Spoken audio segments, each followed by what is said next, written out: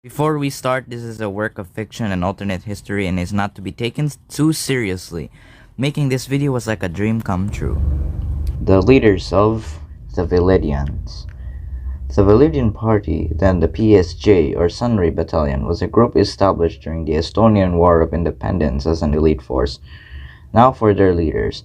Let's start with Ants Tarmov. Tarmov was a World War I veteran, and so Johann Leidner found him fit to become the leader of this new battalion to combat the Soviet forces. He was also a spy for the Russian Empire in his early years. He was somewhat of a fan of the fascist government in Italy, so he staged a coup in Estonia.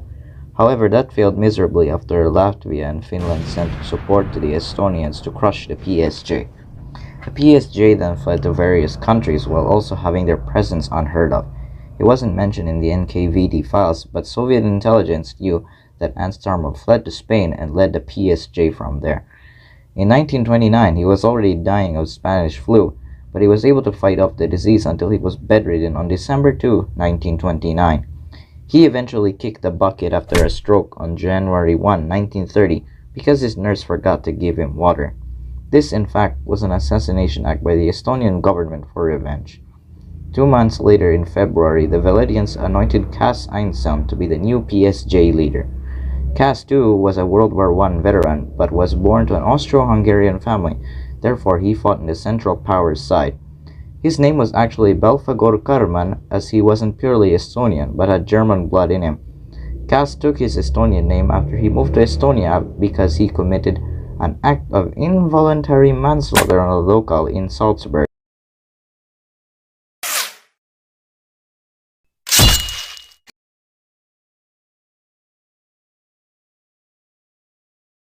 Oh, flip.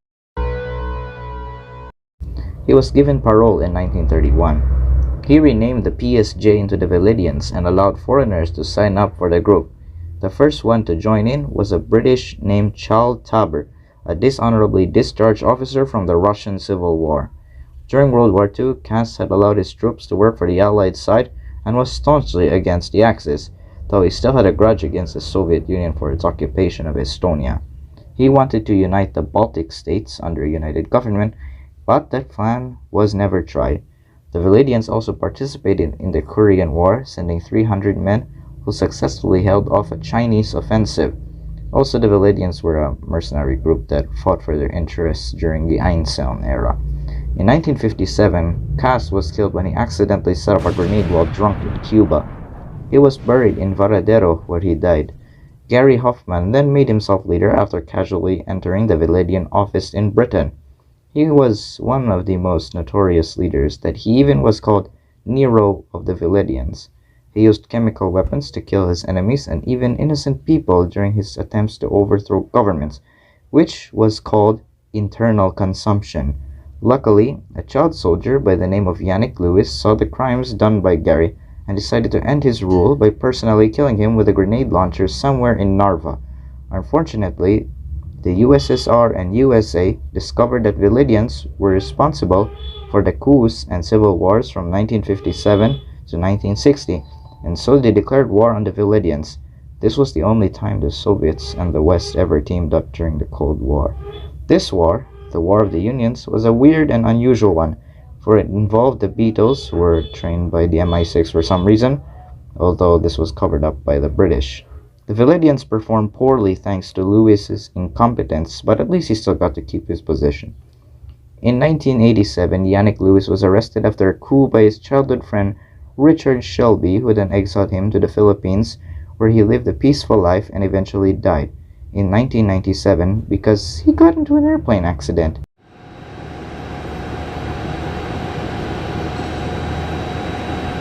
I got a bad feeling about this.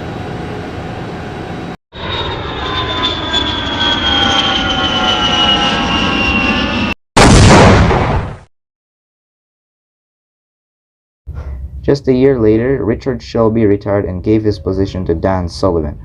Richard Shelby passed away in 2020 at age 90, contradicting popular thought among the Velledians that no leader died naturally.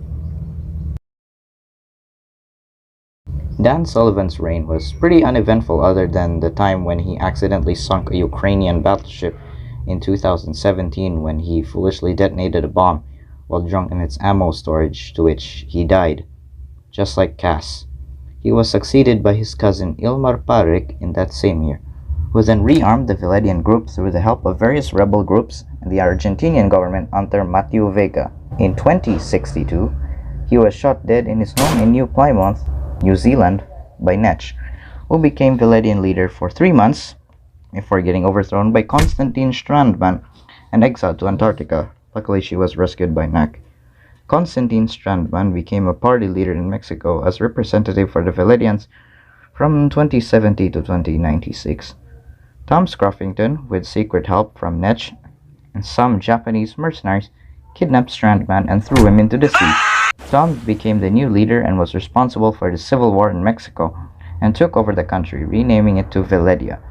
Tom was then killed after Spokane Ball detonated several bombs behind him, but was imprisoned in an underground prison alongside the Orga team's members.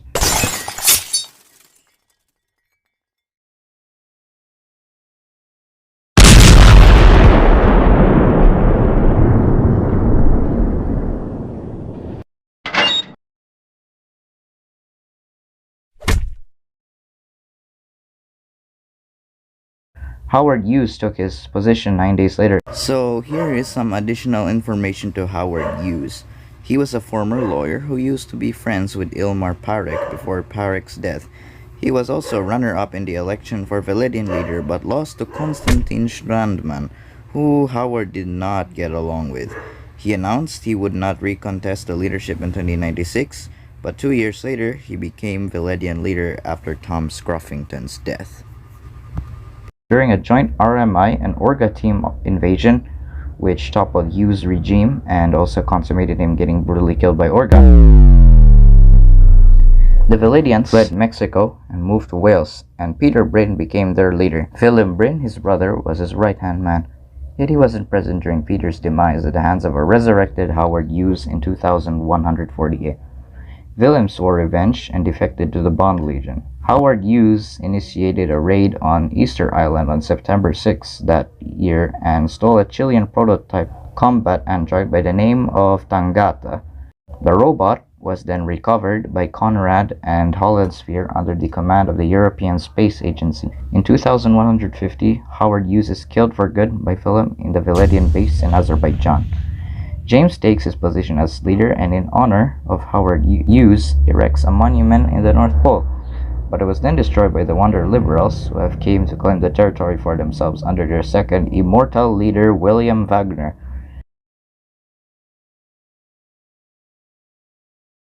In 2162, James made an agreement with the Bond Legion to form a truce, but was thrown into a shredder by his successor Nicholas, who ratified the treaty and also participated in the Battle of Neptune.